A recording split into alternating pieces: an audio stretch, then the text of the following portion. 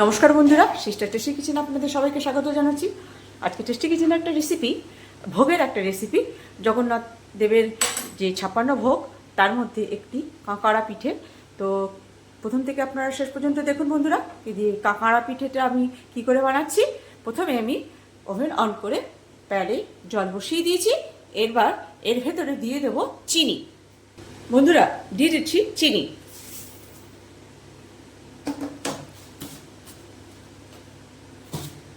এবারে দিয়ে দেবো এর ভেতরে ঘি। দে না বন্ধুরা, দিচ্ছি একটু ঘি।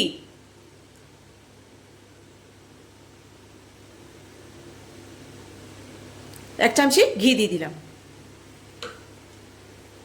কাচিরা বন্ধুরা, এটা জলটা, চিনিটাও মেল্ট হয়ে গেছে। আর এখানে ঘিটাকে এর সঙ্গে মিলিয়ে নিলাম।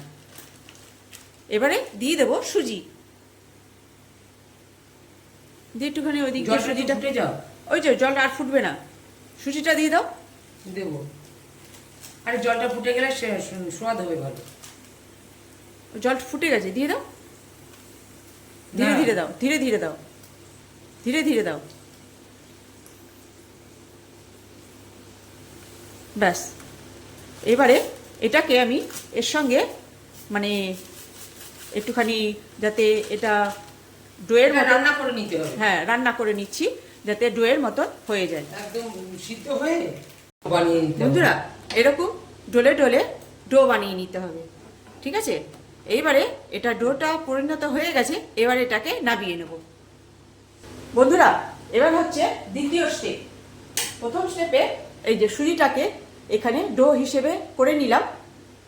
এবারে দ্বিতীয় স্টেপ হচ্ছে এই জল বসিয়ে দিয়েছি, এবার দিয়ে দেবো চিনি।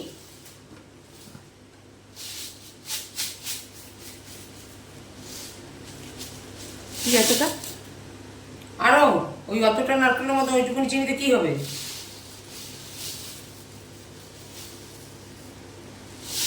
বন্ধুরা, দিয়ে দিচ্ছি চিনি।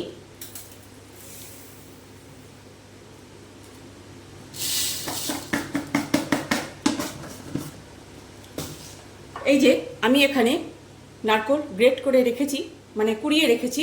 এবার এটা গরম হলে এটা দিয়ে দেবো। আর দিয়ে দেবো একটা মশলা। মশলার মধ্যে রয়েছে গোলমরিচ, ছোট এলাচ আর মৌরি। এটা হচ্ছে গুঁড়ো করে রেখেছি, যেটা মুখটা আটকে যেটা যেটা যাচ্ছে সব। যেটা আমি এই চিনিটা মেল্ট হলে নারকেলটা দেবো, যে তখনই আমি মশলাটা দিয়ে দেবো।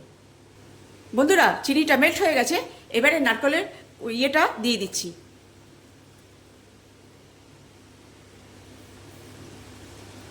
প্রেশারটা কম কর দি। কেন প্রেশারটা কম করবো? তাহলে জীবনে হবে না। এবার এটাকে দিয়ে ভালো করে মানে মিক্সিং করে দিয়ে নেবে, মানে নাড়াবে, মানে এটাকে নারকেলটাকে সেদ্ধ করবে। বন্ধুরা, এবার দিয়ে দেবো গুঁড়ো করা ফুটতে দে।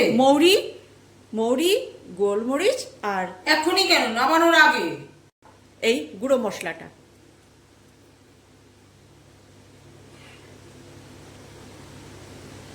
দিয়ে দিচ্ছি। মাওয়া ধুয়ে রেখে আসবি।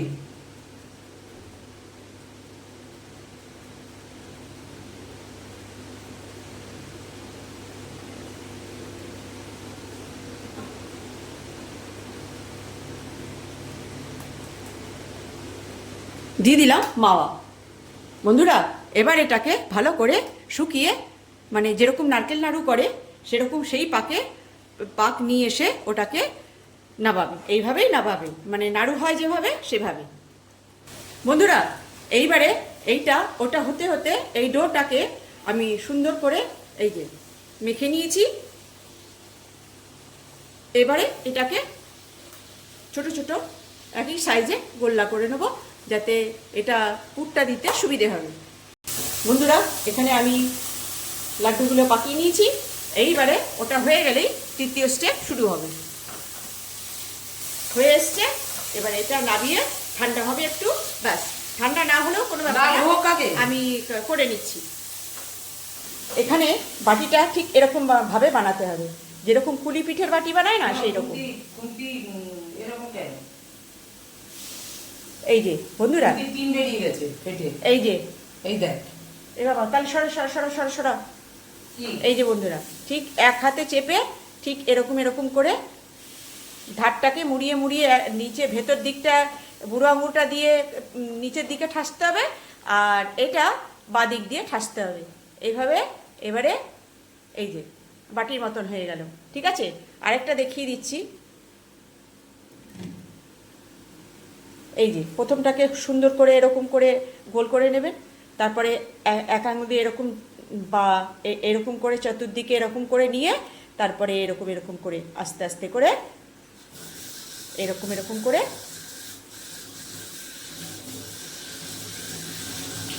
বেশ সুন্দর এরকম বাটি মতন হয়ে যাবে। ঠিক এরকম খাপটি, যেটা পুরটা এর ভেতরে আমি ভরবো।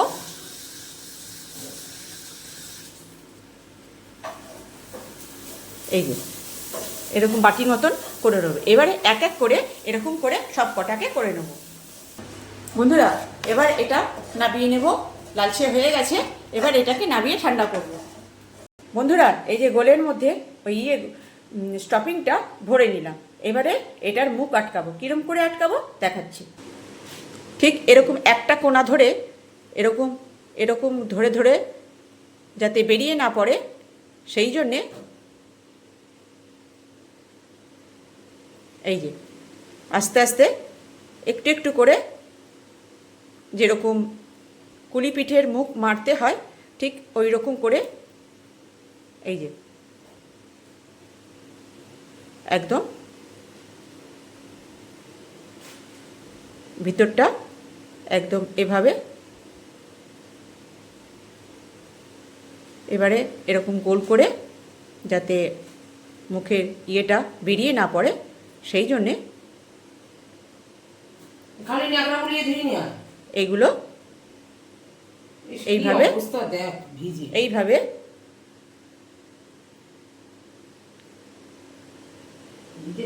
ঠিক এইভাবে, যাতে বেশি চাপ দেওয়া যাবে না, কেন কি ভেতরে পুরটা পুরো ঠাসা, ওই জন্য যাতে ভাজতে গিয়ে আবার বেরিয়ে না পড়ে। আর বেরিয়ে পড়লেও কোনো ভয় পাবেন না, ওরকম বেরিয়ে যায়, কিন্তু বেরোবেই বা কেন, ঠিক সেরকম করে একদম এরম করে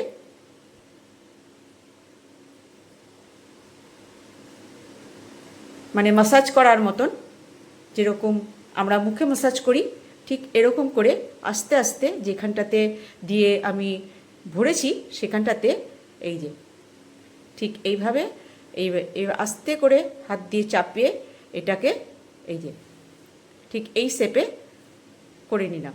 আর একটু যাওয়াবো, এই যে, তাহলে দেখতে সুন্দর লাগবে। এভাবে আস্তে আস্তে ধীরে ধীরে, মানে যে কোনো জিনিস আন্তরিক মানে মনের সঙ্গে, যদি আমি মনকে ভালো দিয়ে একে ভালোবাসি, তো যেরকম একটা বাচ্চাকে যেরকম সুন্দর সুন্দর করে পাউডার মাখাচ্ছে, সুন্দর করে ইয়ে করছে, সেই ঠিক সেরকমই এটাকে এইভাবে আস্তে আস্তে ধীরে ধীরে চাপ দিয়ে দিয়ে ঠিক একটা শেপ দিতে হবে। এই যে এই যে এবার এটা তেলে ভাজতে হবে। এবার আরেকটা করে দেখিয়ে দিচ্ছি যে কিরম করে করব।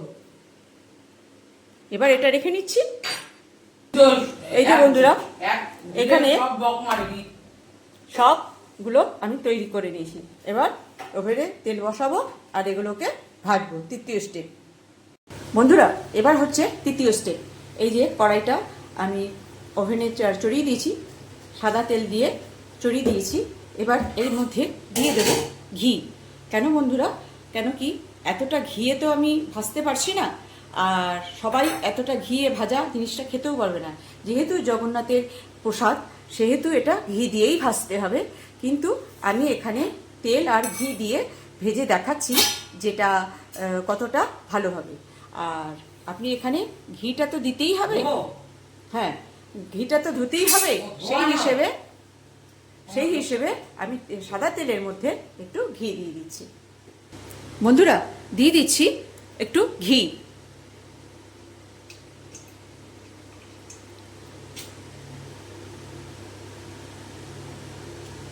এত কোথায়? 1 চামচিও না। বন্ধুরা, এখানে তেলটা সমপরিমাণে গরম হয়ে গেছে। এবারে দিয়ে দিচ্ছি এই যে ওই যে খুঁজে দিয়ে এবার এটাকে ফ্রাই করে তুলে নেব।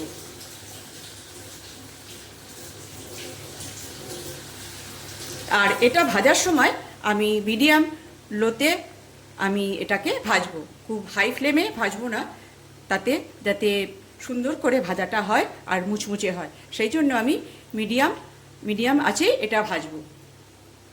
বন্ধুরা, 1 পিস পিঠ হয়ে গেছে। তো হয়ে গেছে মানে কি একটুখানি জাস্ট হয়েছে, যাতে মুখটা খুলে না যায়, সেই জন্য আলতু করে উল্টে দিলাম। বন্ধুরা দেখছেন কত সুন্দর ফুলে উঠেছে। আর এটা ঠিক গোল্ডেন কালার হবে, তখন এটাকে ভেজে তেল ঝরিয়ে নামিয়ে নেব। বন্ধুরা, এখানে আমার এটা ভাজা হয়ে গেছে। এবার এটাকে তেল ঝরিয়ে উঠিয়ে নেব। বন্ধুরা, এই যে ভাজাটা ঠিক এই যে হয়েছে, আবারও দিয়ে দিলাম। এবার এগুলো যেভাবে প্রথমেরগুলো ভেজে তুলেছি, ঠিক এগুলো সেভাবেই ভেজে তুলে নেব। বন্ধুরা, এই যে আমার এখানে আমি বানিয়েছি কাঁকড়া পিঠে, জগন্নাথ দেবের 56 ভোগের মধ্যে একটি ভোগের রেসিপি, যেটা আপনাদের সঙ্গে শেয়ার করলাম। যারা জগন্নাথ দেবকে আপনারা নিত্য সেবা দেন, তখন আপনারা এই ভোগটা অবশ্যই তাকে নিবেদন করতে পারেন, যে এটা হচ্ছে জগন্নাথ দেবের প্রিয় একটা ভোগের মধ্যে একটি ভোগ কাঁকড়া পিঠা। তো এরকম করেই বানাতে হয়। তো এইভাবেই আপনারা, আর ঘরে যদি রাধা মাধব থাকে বা গোপাল থাকে, তাকেও আপনারা এভাবেই বানিয়ে আপনারা নিত্য সেবা দিতে পারেন। তো কেমন লাগছে বন্ধুরা? এখানে আর ভালো লাগা মন্দ লাগা আমি এখানে কিছু বলছি না। আর এটা আপনারা রিকোয়েস্ট করছি একবার বানিয়ে ঠাকুরকে সেবা দেবেন। তো বন্ধুরা, এই ছিল আমার আজকে 56 ভোগের মধ্যে একটি ভোগ, যেটা কাঁকড়া পিঠা। কেমন লাগছে? আর এই পিঠা আপনারা বানিয়ে আপনাদের নিত্য সেবা দিয়ে আপনারা ভোগ চড়াতে পারেন। রাখছি বন্ধুরা, বাই।